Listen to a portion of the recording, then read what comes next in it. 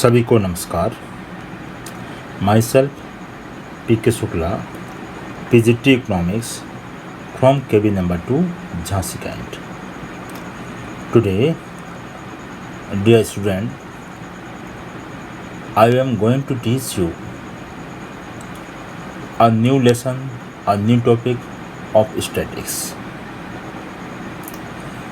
Dear student, in the previous lessons, you have learned how to summarize the mass of data and variations in the similar variable or in the one variable.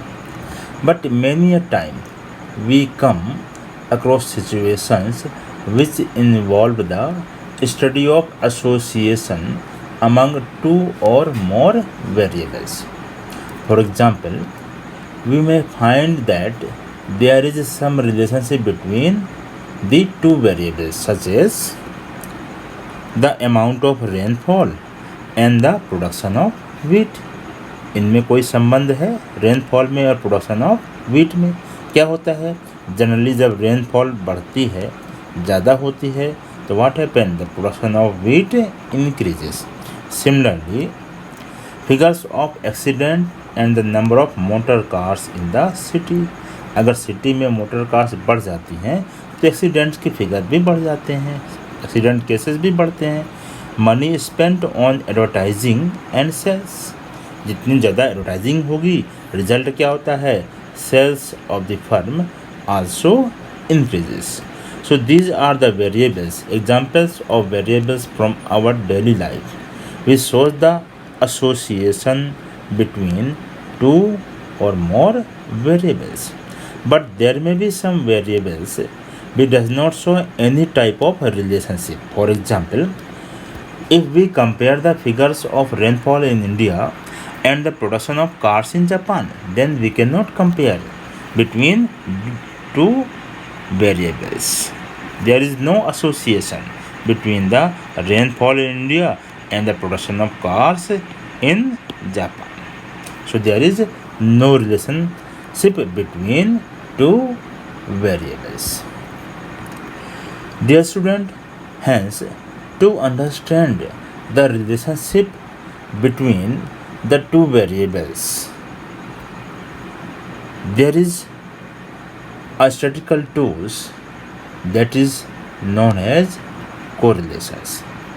Therefore, dear student, today I am going to teach you the chapter correlation. Dear student, this chapter correlation is of very important in understanding different concept of correlations. This chapter gives an insight of different instrument with which statistics is studied. Dear student, after going through this chapter, after studying this chapter, you will able to understand the meaning of the term correlation. You will understand the nature of relationship between two variables. You will be able to calculate the different measures of correlation, and also you will be able to analyze the degree and direction of the relationship between two variables. Hence, dear student, keeping in mind the importance of the chapter and for its better understanding, I am going to divide the video lessons of this chapter into two parts. In first part, I will be dealing with the theory portion of the topic, and in the second part, I will be taking the numericals related with the correlations. So students, let's begin with the meaning and concept of the term correlation. Dear student, as we have studied, the correlation refers to the associations between variables. If there is any relation between two variables, that is, when one variable changes, the other also changes in the same or in the opposite direction, then we can say that the two variables are correlated. means if suppose x and y are two variables, if there is change in the x, means the y will also change. This may be in the same direction or this may be in the opposite direction. Therefore, dear student, correlation refers to the associations between variables. When an association exists between two variables, it means that the average value of one variable changes as there is change in the value of other variable. Therefore, dear students, a correlation is the simplest type of associations. Hence, we can define in statistics the meaning and concept of correlation. Meaning of correlation in statistics. Dear student, correlation क्या है? Correlation is a statistical tool which studies the relationship between two variables. This is very simple definition. For example, changes in the price leads to changes in quantity demanded. It means when price changes, then quantity demanded of the commodity also changes. कैसे change होता है? हमने देखा होगा अभी micro economics में chapter में theory of consumer behaviour में we have studied the law of demand. If price rises then quantity demanded क्या होती है? फॉल होती है, कम होती है, गिरती है. It means we will see that the correlation studies and measures the direction and intensity of relationship among variables. क्या मेजर करता है? डायरेक्शन को भी मेजर करता है और रिलेशनशिप है तो कितना ज़्यादा है वेरिएबल्स के बीच में, इसको भी ये मेजर्स करता है. एक चीज़ और ध्यान देने वाली बात है कि कोरिलेशन मेजर्स कोवेरिएशन, मतलब अगर एक के होने से दूसरे में कितना चेंजेस आ रहा है इसको मेजर करता है. Not causations means it does not imply cause and effect relation. Means ये दिखाता है कि जब two variables x and y क्या हैं, आपस में कोरिलेटेड हैं, लेकिन ये नहीं बताएगा कि जो वाई में चेंजेस हो रहे हैं तो यक्स के कारण हो रहे हैं या फिर जो यक्स में चेंजेस हो रहे हैं वाई के कारण हो रहे हैं. ये इनको नहीं बताएगा. क्या बताता है? It measures only covariation. किसको मेजर करता है? कोवेरिएशन को मेजर करता है and not the causation. Causation को मेजर नहीं करता है. इसको हम आगे आने वाले एग्जाम्पल में the relationship between correlation and causations, इन दोनों कंसेप्ट को हम और आगे एग्जाम्पल में पढ़ेंगे. Dear student, in our chapter be for simplicity we assume here that the correlation if it exists किस प्रकार का है? is linear. linear मतलब the relative movement of the two variables can be represented by drawing a straight line on graph paper. अब हम देखेंगे types of correlation. अभी हम लोगों ने बहुत सारे एग्जाम्पल देखे, अब हम देखेंगे कोरिलेशन के कितने प्रकार होते हैं. So we will see that the types of correlation may be a positive or negative correlation or may be the linear or non-linear correlations. First we will see positive and negative correlation.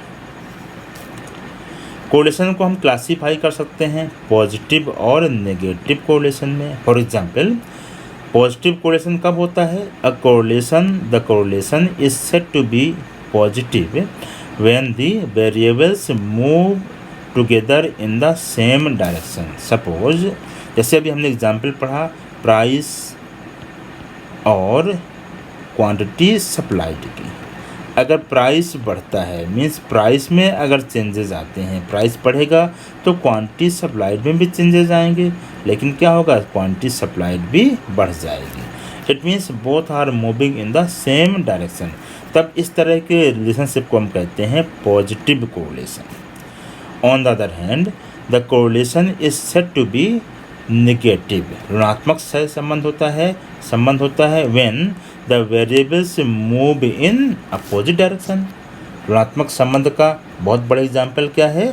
जब price change होता है, if the price changes, तो what will happen? The quantity demanded also changes, but we have seen the law of demand, means when price rises the quantity demanded falls. This is the example of negative correlation, means दोनों के बीच में, price and quantity demanded के बीच में negative correlation है। This is law of demand also says like this. And price and quantity supplied के बीच में क्या है? पॉजिटिव कोरिलेशन है। Law of supply also says this. Now we will see different example of positive and negative correlation from our daily real life. Examples of positive correlation, for example, price and supply of the commodity. अगर price बढ़ता भी हमने देखा तो supply of the commodity क्या हो रही है? Also increases. अगर प्राइस डिक्रीज हो रही है तो supply of the commodity also decreases. We will also say that we have seen in real life also, we have examined in ourselves also that अगर हमारी हाइट बढ़ती है, हाइट बढ़ रही है तो क्या हो रहा है? वेट भी बढ़ रहा है। अगर हाइट बढ़ रही है तो वेट भी बढ़ता है। अगर हाइट कम है तो वेट कम है नेचुरली। और बहुत एग्जाम्पल देखेंगे, जैसे age of husband and age of wife. Generally दोनों में क्या है? समानता, पॉजिटिव कोरिलेशन आता है। एक्सेप्शंस में भी, similarly height of husband and wife. Similarly we will see that family income and expenditure on luxury items. अगर फैमिली की इनकम बढ़ती है तो क्या होता है? फैमिली का एक्सपेंडिचर लग्जरी आइटम में बढ़ जाता है। सिमिलरली गर्मियों में देखा होगा, समर सीजन में sale of ice cream and temperature move in the same direction, है ना। So these are the examples of positive correlation from our daily life. These are very interesting example, है ना students? Yes. Now we will see the examples of negative correlation. See that the sale of woollen garments and day temperature. क्या होता है? जब जो है temperature कम होता है तो वूलन गारमेंट्स का सेल क्या होती है? उनकी सेल बढ़ जाती है। इसी तरह प्राइस एंड क्वांटिटी डिमांडेड में क्या है? नेगेटिव कोरिलेशन है। They both move in opposite direction. Similarly yield of crops and price, जब फसल तैयार होकर आती है तो फसल की प्राइस क्या होती है? कम हो जाती है। अगर ज़्यादा फसल है, ज़्यादा प्रोडक्शन है तो प्राइस क्या हो जाएगा? कम हो जाएगा। सिमिलरली बच्चों, आपने देखा होगा, when you spend more time in studying, जब ज़्यादा पढ़ेंगे तो क्या होता है? Chances of your failure decline, नहीं फेल होंगे आप जो है ना। तो ये क्या है? This is the example of negative correlation between two variables x and y, है ना। This is example of negative correlations. Dear student, now we will see the linear and non-linear correlation. Though in our study, in our subject syllabus, the linear correlation is there only. The nature of the graph gives us the idea of the linear type of correlation between two variables. कब होता है linear correlation? If the graph is in a straight line, the correlation is called the linear correlation. जब हम graph बनाते हैं दोनों variables के बीच में, x और y के बीच में, if the graph is not in a straight line, the correlation is non-linear or curvilinear. This is the example of linear correlation and this is the example of non-linear correlation. Dear student, देखिए ध्यान देने वाली बात क्या है? अगर जो है x और y के बीच में रिलेशनशिप कब होगा? को लीनियर, जब ये स्ट्रेट लाइन में बनते हैं। स्ट्रेट लाइन मीन्स कि ये इस तरह की भी स्ट्रेट लाइन हो सकती है ना। This is linear correlation. x और y के बीच में जब हम प्लॉट करेंगे पॉइंट को, तो वो स्ट्रेट लाइन में होना चाहिए। That is the linear correlations. अब हम और जो कंसेप्ट है कोरिलेशन एंड कॉजेशंस को वेरियस एग्जाम्पल के द्वारा और क्लियर करेंगे और समझेंगे, है ना। Correlation between two variables measures the strength of the relationship between them.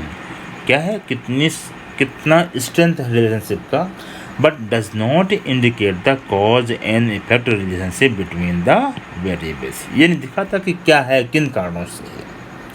It means हम ये कह सकते हैं correlation measures covariation not causations. So this is the meaning of correlation.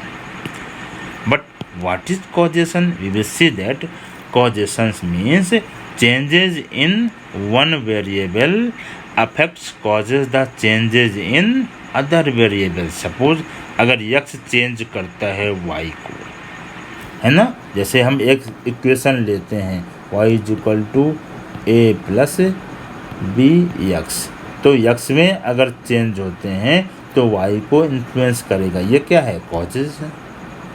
In other words, just because two events or things occur together does not imply that one is the cause of other, है ना। तो ये अंतर समझ में आया ना, correlation के बीच में और कॉजेशंस के बीच में। हम थोड़ी और एग्जांपल देखते हैं, रियल लाइफ से इंटरेस्टिंग एग्जांपल देखते हैं। देखो क्या है इसमें, कोरिलेशन डिफर्स फ्रॉम कॉजेशंस। देखो एक कार्टून के द्वारा इसमें समझाया गया है, where dental health and diabetes mellitus have correlation. Bad dental health, diabetes mellitus, that seem to cause each other. That is illogical thinking, है ना, डॉक्टर कह रहा है और बड़े लोग कह रहे हैं। भाई रीजन क्या हो सकता है, देखो poor health care might be the common cause of bad dental health and diabetes mellitus, है ना, दैट इज बेटर, है ना। ऐसा नहीं है कि ऐसे कारण हैं, लेकिन देखो इसके पीछे एक तीसरा कारण है। Similarly we will see that ice cream sales and number of homicides have correlation also. ऐसा तो कोई ज़रूरी नहीं है, लेकिन है, चलो कोरिलेशन है, but they can not be the cause of each other. कैसे, hot weather is the common cause of the two. जैसे आइसक्रीम बढ़ती है, हॉट वेदर तो होता है, गर्मी के कारण लोग परेशान हो जाते हैं, होमिसाइड है ना।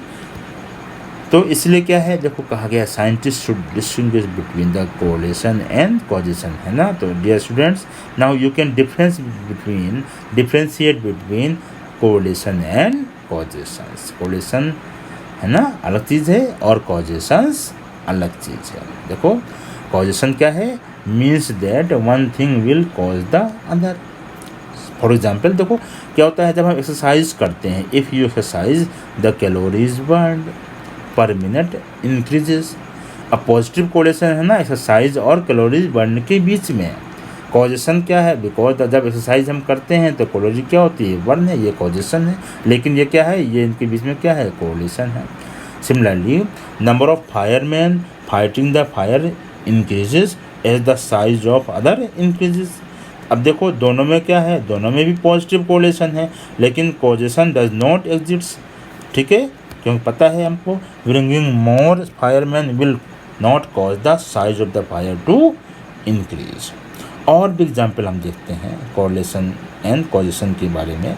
देखो many people who smoke also drink, ये क्या है, ये कोरिलेशन है, ठीक है। और ये भी है कि smoking has been proven to cause lung cancer, ये क्या है, कॉजेशन है। So see the difference between correlation and causations. क्या है, कोरिलेशन एंड कॉजेशन। कोरिलेशन क्या है, रिलेशनशिप बिटवीन द वेरिएबल्स।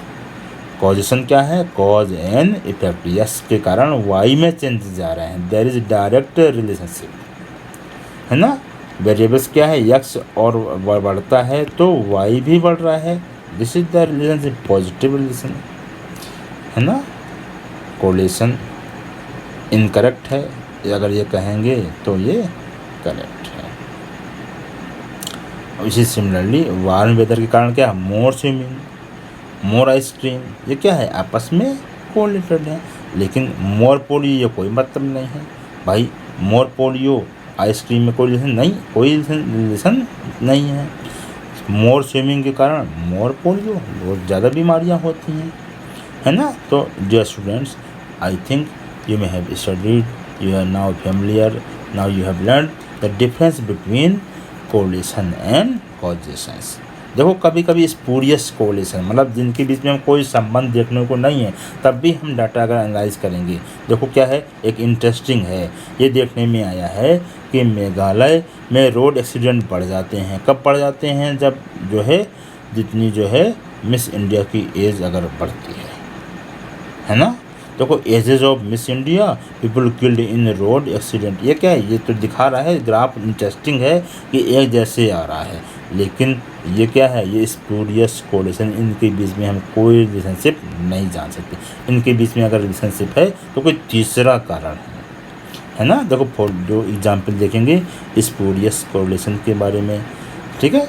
जैसे हम देख रहे हैं positive correlation between amount of ice cream sold and that bye drowning at the beach during summer. कारण क्या है इसका? जो है ना, इन्फ्लुएंस ऑफ थर्ड वेरिएबल कारण है। समर सीजन है, आइसक्रीम सेल बढ़ती है और जो है लोग ज़्यादा जो है तैरते हैं। कारण क्या है? तब तैरते हैं तो लोग डूबते हैं, है ना। तीसरा कारण है, इनके बीच में कोई संबंध नहीं है, लेकिन ये क्या है? इनके बीच में हमको देखने को मिलता है पॉजिटिव कोरिलेशन।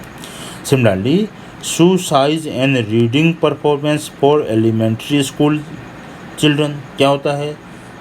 अगर देखें कि older children have larger shoe size and read better, इस कारण से इनके बीच में रिलेशनशिप है, लेकिन इसका कोई मतलब थोड़ी है। ये क्या है? इनके बीच में पॉजिटिव कोरिलेशन है, लेकिन इनके पीछे का कारण क्या है? एज है, ये इन्फ्लुएंस ऑफ थर्ड वेरिएबल है। सिमिलरली अगर देखें number of doctors in region and number of people dying from disease, है ना। रीजन क्या है? ज़्यादा पॉपुलेशन डेंसिटी है। अगर हाईली डेंस एरिया है तब क्या होगा? There are more doctors and more people die, है ना। ये कितना स्पूरियस अलग प्रकार का देखने को मिल रहा है। Number of police officers and number of crimes, ये भी देखने को मिलता है। तो मेन कारण वो भी है, वही है, पॉपुलेशन डेंसिटी है। In highly dense area there are more police officers and more crimes. Similarly teachers salaries and the price of vegetables, क्या है? Both tend to increase over time. Over जब होता है, टाइम अगर बढ़ता है तो ये होता है। इनके बीच में क्या है? इस जो पॉजिटिव कोरिलेशन है, लेकिन क्या है? ये सब स्पूरियस कोरिलेशन। ये तो बड़े इंटरेस्टिंग कोरिलेशन हम लोगों ने देखे। तो इसका मतलब डियर बच्चों क्या है कि कोरिलेशन बड़ा इंटरेस्टिंग है, हमारे रियल लाइफ से है। हम कुछ नई चीज़ नहीं पढ़ रहे हैं इसमें, हम रियल लाइफ की ही चीज़ें पढ़ रहे हैं। अब कोरिलेशन को हम आगे आने से पहले इसकी कुछ प्रॉपर्टीज़ को देखेंगे। जो कोरिलेशन को हम डिनोट करेंगे स्मॉल आर से डिनोट कर रहे हैं, इससे हम डिनोट कर रहे हैं, और इसकी कोई यूनिट नहीं होती है। R has no unit, it is a pure number. Means suppose जैसे यक्स क्या है और वाई क्या है। यक्स मान लीजिए हाइट है, ठीक है, और वाई क्या है? वेट है। तो अगर हम इनके बीच में कोरिलेशन निकालेंगे तो इसका कोई यूनिट नहीं है। It means units of measurement are not part of r. ये क्या है? This is a pure number. हम देखेंगे जब कैलकुलेट करेंगे तो आर की वैल्यू पॉजिटिव में आएगी और नेगेटिव में भी आएगी। तो क्या है? A negative value of r indicates an inverse relation between two variables x and y.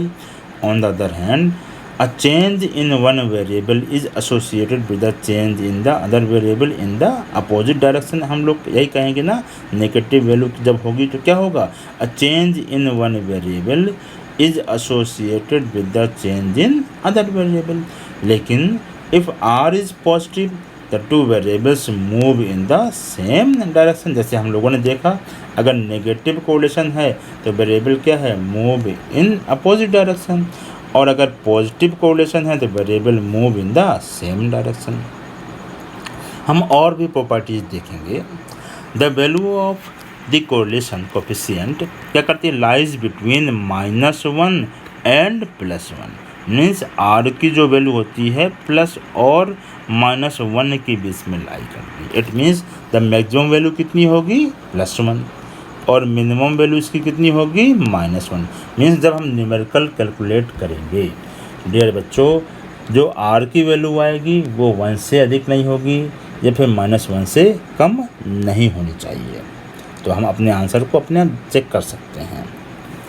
हम लोग देखेंगे the magnitude of r is unaffected by the change of origin and change of scale. ये बड़ा इंटरेस्टिंग प्रॉपर्टी है dear student, ये हमारे numerical को बड़ा सिंपल बनाती है। हम देखेंगे इसके एग्जाम्पल आगे जब न्यूमेरिकल सॉल्व करेंगे।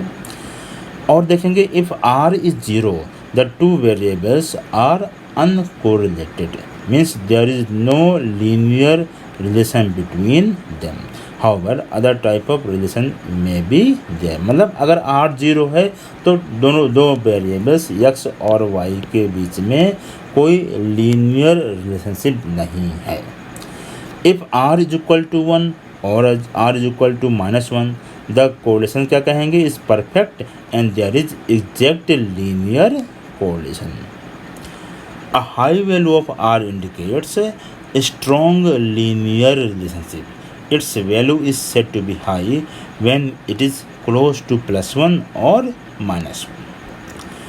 Similarly, we will see that a low value of r close to अगर 0 है indicates a weak linear relation, but there may be a non-linear relation. क्या है, weak linear relationship होगा, लेकिन जो है वहाँ इनके बीच में फिर क्या होगा, नॉन लीनियर रिलेशन होंगे। डियर स्टूडेंट्स, हम देखेंगे जब भी हम न्यूमेरिकल लगाएंगे तो उसको हम एनालाइज कर सकते हैं, उसको हम जो है समझ सकते हैं। तो हम देखेंगे कितनी डिग्री है, कितना डायरेक्शन है, कितना जो है स्ट्रेंथ है, तो इसको हम इस टेबल के द्वारा एनालाइज करते हैं कोरिलेशन को, डिग्रीज ऑफ कोरिलेशन। देखो अगर +1 वैल्यू आ रही है आंसर में और ये पॉजिटिव है, then this is perfect positive correlation.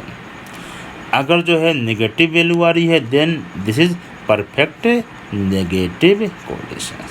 Similarly if r की वैल्यू, यदि आर की वैल्यू कैलकुलेट करने के बाद +0.75 और 1 के बीच में आती है तो क्या है, हाई पॉजिटिव कोरिलेशन। सिमिलरली अगर -0.75 और -1 के बीच में आती है तब हम कहेंगे high negative correlation. Similarly we can analyse that if the value of r come in between 0.25 and 0.75, then there is moderate positive correlation. On the other hand if the value of r come between -0.25 and -0.75, then there is moderate negative correlation. Similarly, we will see that if the value of r comes in between 0 and 0.25, it means there is a positive correlation, but ये किस प्रकार का है, low positive correlation. Similarly, अगर 0 और -0.25 के बीच में रहती है तो क्या है ये, this is low negative correlation. On the other hand अगर 0 वैल्यू रहती है मीन्स 0 कोरिलेशन, वहाँ पे कोरिलेशन क्या है, 0 है। इतना समझने के बाद, कोरिलेशन के कंसेप्ट को समझने के बाद अब हम देखेंगे आखिर कौन कौन सी टेक्निक हैं, मेथड्स हैं कोरिलेशन को मेज़र करने के लिए। So dear students, there are 3 important tools used to study correlation. Number 1 is scatter diagram. Number 2 called Pearson's coefficient of correlation. And number 3rd is Spearman rank correlation. Dear student, this year the Spearman rank correlation is not in our syllabus, though very important. लेकिन इस साल ये board हमारे exam में class 11 के main exam में ये साल हमारे सिलेबस में नहीं पूछा जाएगा। जिसको अगर इंटरेस्ट हो तो उसको मैं अलग से पढ़ा दूंगा, लेकिन साथ में अभी नहीं पढ़ाऊंगा जो है। तो अब हम देखेंगे 1 by 1 स्कैटर डायग्राम के टेक्निक को देखेंगे, फिर बाद में Karl Pearson coefficient of correlation को हम देखेंगे।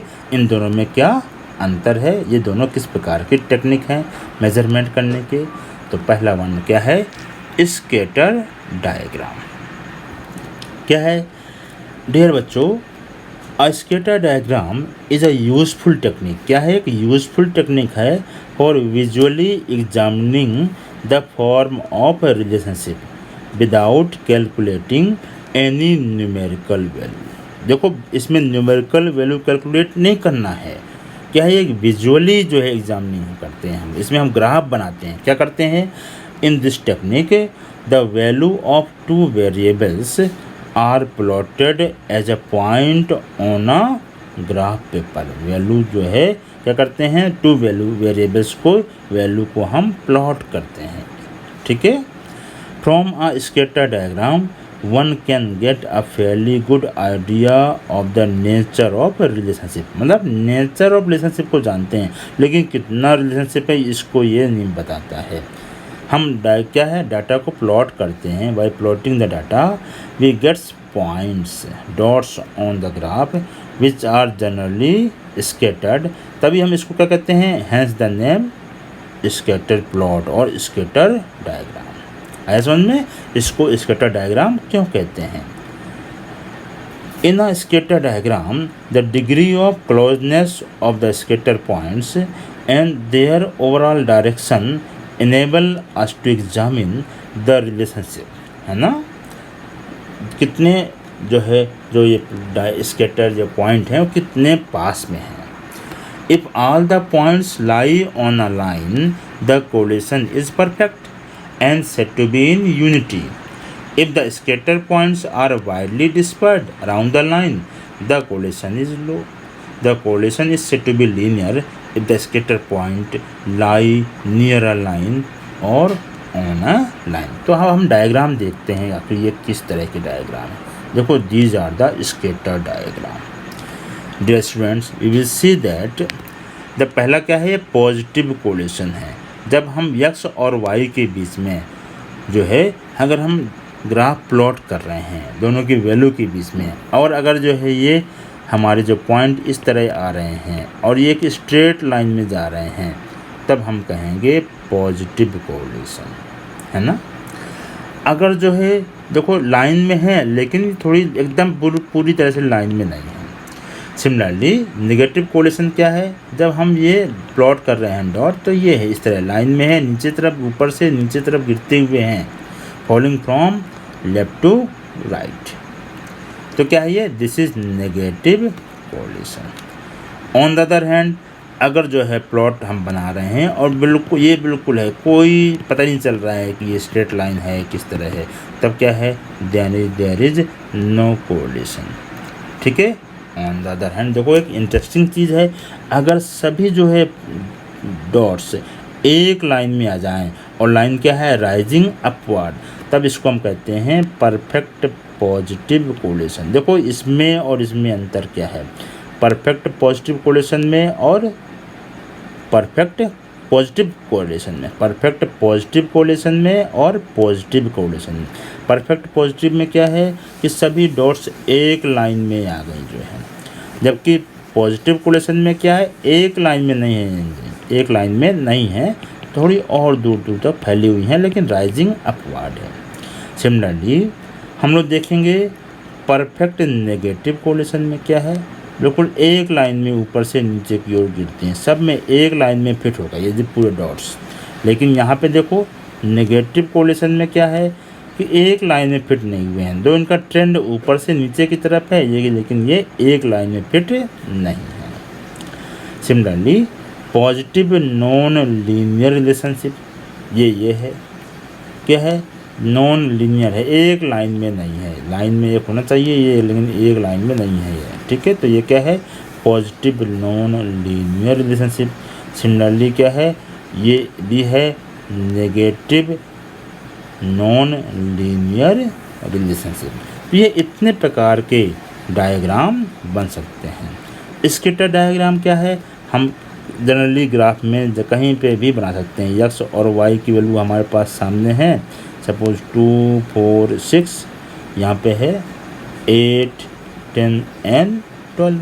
अगर इनके बीच में हम ग्राफ बनाएंगे, इनको हम प्लॉट करेंगे, अगर सपोज यहाँ पे प्लॉट किया हमने, यहाँ पर y की वैल्यू ले रहे हैं, यहाँ पे x की वैल्यू ले रहे हैं, तो ये देखो जब x की वैल्यू 2 है तो y की वैल्यू कितनी है, 8 है, x की वैल्यू कितनी है, 4 है, तो y की वैल्यू कितनी है, 10 है, ठीक है। x की वैल्यू कितनी है, 6 है, तो y की वैल्यू कितनी है, 12 है। मीन्स अगर हम इसको प्लॉट करना चाहें, ये गया ये और 2, तो ये लाइन बिल्कुल इस तरह बन जाएगी, है ना, एक लाइन में बनेगी। ये क्या है, परफेक्ट पॉजिटिव कोरिलेशन। तो इस तरह से हम जो है एनालाइज कर सकते हैं स्कैटर डायग्राम के द्वारा the nature of relationship between x and y, between the two variables. We will see the merits and demerits of scatter diagram. Dear students, after studying the scatter diagram, after knowing the concept behind the scatter diagram, we have seen that scatter diagram क्या है, very simple है, क्या है, easily understood. हम आसानी से इनको देखकर ही समझ सकते हैं nature of relationship between x and y। क्या है, not influenced by size of extreme value, इससे कोई मतलब नहीं है, हम तो नेचर देखना है डायग्राम किस तरह का बना है। क्या है, this is the first step in investigating the relationship between two variables x and y। Now we will see the demerits of scatter diagram. क्या है, पहली बात तो डीमेरिट्स क्या है, this is non mathematical method, non mathematical है, केवल graphical method है।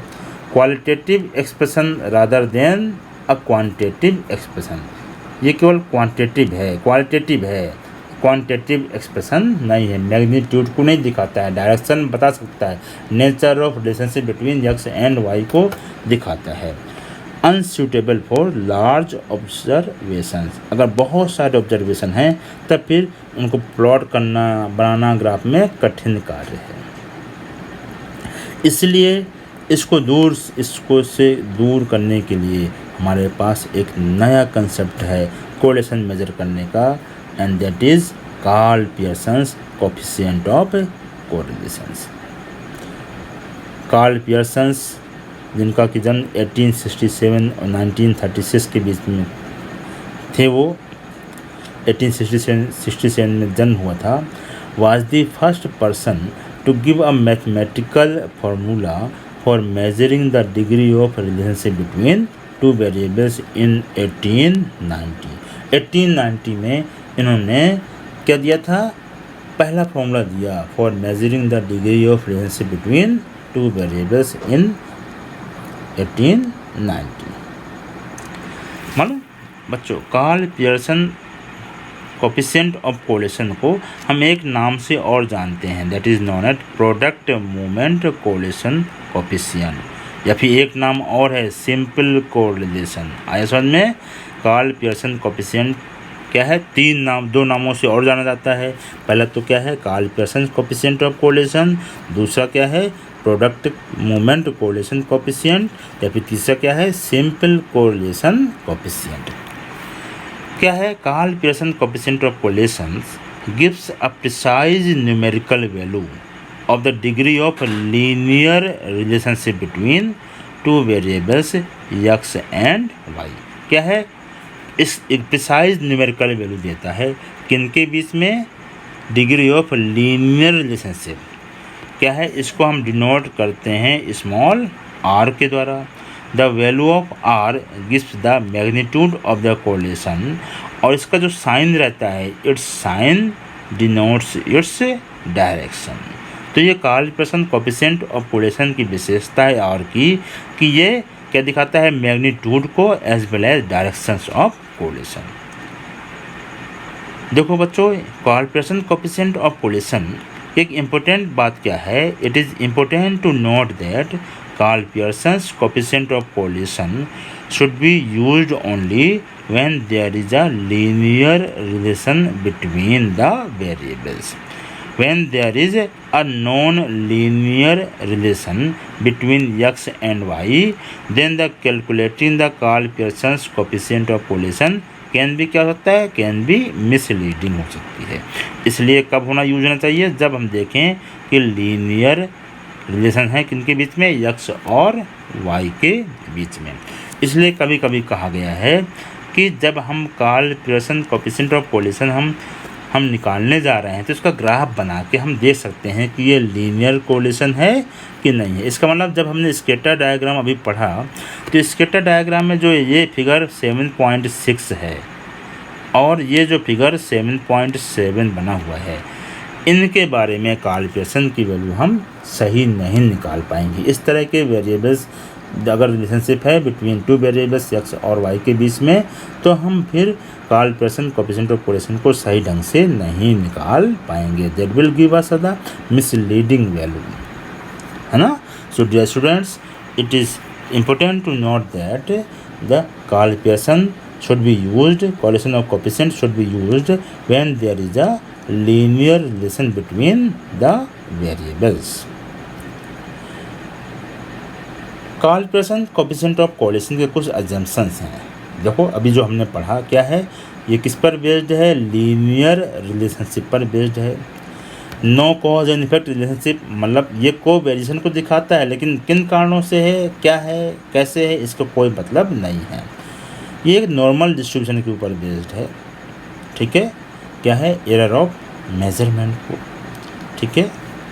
कभी कभी जो है मेजरमेंट में भी जो है एरर हो सकती है, ठीक है। ये इसको भी दिखाता है। तो ये इन अजम्पशंस पर बेस्ड है मेनली। तो ये दो असम्पशंस हैं, लीनियर रिलेशनशिप और no cause and effect relationship जो है।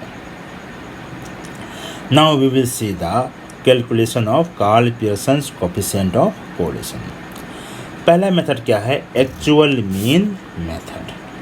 Simply we will see that r की जो वैल्यू होती है, means Karl Pearson of coefficient of correlation की जो वैल्यू है, आर की वैल्यू दो चीज़ों पर डिपेंड करती है। अगर ये दो सीरीज़ हैं x एंड y, तो आर की वैल्यू डिपेंड करेगी covariance of x and y पर, और standard deviation of x series और standard deviation of y series, है ना। इसका मतलब जो आर का जो सिंपल फॉर्मूला है डियर स्टूडेंट्स, हम लोग इस तरह भी लिख सकते हैं, covariance of x and y divide by standard deviation of x into standard deviation of y, है ना। तो ये इस तरह का भी फॉर्मूला हो सकता है। डियर स्टूडेंट्स, आपको मालूम होना चाहिए जो covariance of x and y है, इसका जो फॉर्मूला होता है वो क्या होता है, is equal to sigma x minus x bar and y minus y bar divide by n।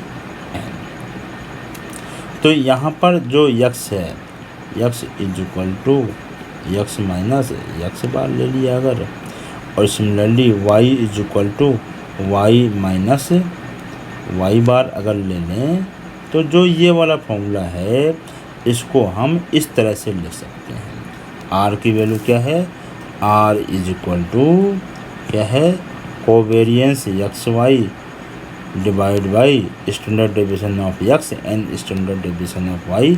Means इसको हमने कन्वर्ट कर दिया इस तरह, r is equal to sigma x y divide by n sigma x into sigma y। तो यहाँ पे sigma x y means x क्या है, x means x minus x bar, y क्या है, कैपिटल Y क्या है, y minus y bar, means deviation taken from their respective means. n क्या है, number of pairs of x and y series. ये क्या है, standard deviation of x series and standard deviation of y series. This is the actual mean method. इस पे हम numerical देखेंगे। तो ये पहला मेथड है हमारे Karl Pearson coefficient of correlation निकालने का। अब हमारा दूसरा मेथड क्या है, दूसरा है डायरेक्ट मेथड। इसमें कुछ नहीं निकालना हमको, अर्थमेटिक मीन वगैरह। क्या है, आर की जो वैल्यू है उसको हम सीधे लिखते, उनकी जो आर की जो वैल्यू है सीधे, और एक्स एंड वाई वेरिएबल्स जो हैं उनकी वैल्यू रखने के साथ ही निकाल सकते हैं। जैसे इसका क्या है, एन ब्रैकेट में sigma x y minus sigma x into sigma y divide by under root n sigma x square minus sigma x का होल स्क्वायर ब्रैकेट क्लोज, और n sigma y square minus sigma y का whole square, है ना। जो ये formula है इसको हम और अलग ढंग से भी लिख सकते हैं। कहीं कहीं बच्चों आपको बुक में जो ये फॉर्मूला अभी आपने देखा, इसको हम और अलग ढंग से भी एक्सप्लेन कर सकते हैं। कैसे एक्सप्लेन कर सकते हैं, कैसे ले सकते हैं, अगर आप लोग ध्यान से देखें तो जो ये फॉर्मूला है ये वास्तव में किस तरह से हम लिखा जा सकता है, इसको हम और अलग ढंग से ले सकते हैं। कैसे ले सकते हैं, इसको हम लिख सकते हैं इस तरह, R is equal to sigma x y minus sigma x into sigma y divide by n. और फिर इसको हमने यहाँ से किया under root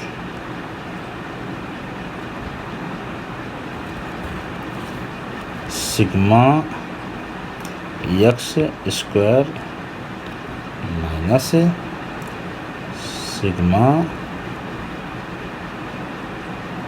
x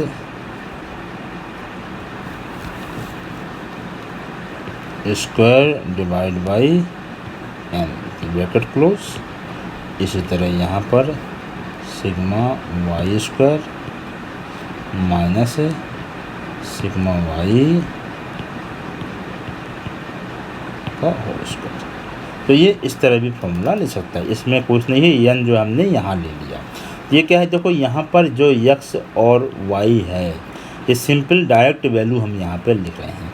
that is why this is known as direct method to find calculations coefficient of correlation. तो ये एक ही बात है, चाहे इस वाले फॉर्मूले को लिखें हम, चाहे इस वाले फॉर्मूले को लिखें। ठीक है, जब न्यूमेरिकल पढ़ेंगे तो और हम आगे पढ़ लेंगे। इसके बाद क्या है, एक शॉर्टकट मेथड है। ये कुछ नहीं, शॉर्टकट मेथड जो भी हमने मेथड पढ़ाया है उसी क्या है, इस मेथड को हम कहते हैं अज्यूम्ड मीन मेथड भी नाम है, या फिर इनडायरेक्ट मेथड भी नाम है, और इसी का नाम है शॉर्टकट मेथड। देखिए यहाँ पर क्या है, dx क्या है, dx यहाँ पर क्या है, x minus A means assumed mean of x series. Similarly यहाँ पे हम dy ले सकते हैं। dy क्या है, यहाँ पर y minus A means assumed mean of y series. और बाकी डायरेक्ट मेथड जैसे ही है, यहाँ पे x और y को रिप्लेस कर दिया हमने dx और dy के द्वारा। इसका मतलब ये कॉमन फैक्टर है जो अज्यूम्ड मीन है, उसमें से हमने x की वैल्यू को अगर माइनस कर देंगे तो क्या मिल जाएगा, हमको dx की वैल्यू मिल जाएगी और dy की वैल्यू मिल जाएगी। अब जो लास्ट हमारा है वो क्या है, स्टेप डेविएशन मेथड। ये बड़ा इंटरेस्टिंग जो फॉर्मूला है। कभी कभी जो बहुत सारे लास्ट फिगर हमारे सवाल दिए रहते हैं न्यूमेरिकल में, जो वैल्यू दी रहती हैं, उनको ये बहुत शॉर्ट कर देता है, कम कर देता है। इसलिए ये स्टेप डेविएशन मेथड बच्चों बड़ा इंटरेस्टिंग मेथड है। क्या है, if the values of x and y are very big, the calculation क्या होता है, become very tedious, and if we change the variable x to u and y to v. कैसे, हम एक्स माइनस ए क्या है, अज्यूम्ड मीन है, और उसके बाद जो कॉमन फैक्टर है इसका, उससे हम डिवाइड कर देते हैं।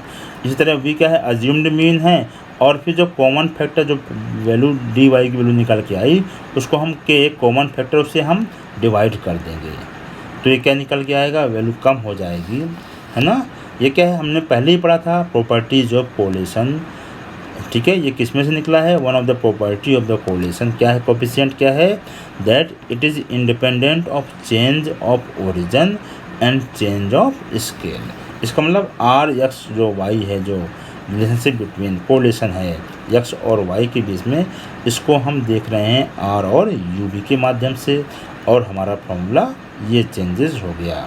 यहाँ पे एक्स वाई की जगह क्या कर दिया, यू और वी की वैल्यू रख दी हमने। फॉर्मूला सेम है, इसमें तो कंफ्यूज होने की ज़रूरत नहीं है, बल्कि क्या किया है हमने, एक्स जो एक्स की वैल्यू है जो यू में कन्वर्ट किया है वो एक्स की जगह आ गई है, और जो वाई की वैल्यू है जिसमें हम जो वी में कन्वर्ट किया है वो यहाँ पर रख दी है। अदरवाइज सब फॉर्मूला सेम है। तो बच्चों हम देखेंगे कि कैलिब्रेशन कोफिशिएंट ऑफ कोरिलेशन के मेज़र करने के 4 मेथड हमने देखे। पहला क्या है, पहले हमने देखा किस प्रकार का मेथड, एक हमने पढ़ा डायरेक्ट वो एक्चुअल मीन मेथड, इसके बाद हम लोगों ने पढ़ा डायरेक्ट मेथड, तीसरा हमने पढ़ा शॉर्टकट मेथड, और चौथा हम लोगों ने पढ़ा है स्टेप डेविएशन मेथड। तो ये बच्चों अब तक का हमारा थ्योरेटिकल पोर्शन रहा कोरिलेशन का, जिसमें हम लोगों ने स्केटर डायग्राम को पढ़ लिया और Karl Pearson coefficient of correlation को पढ़ लिया।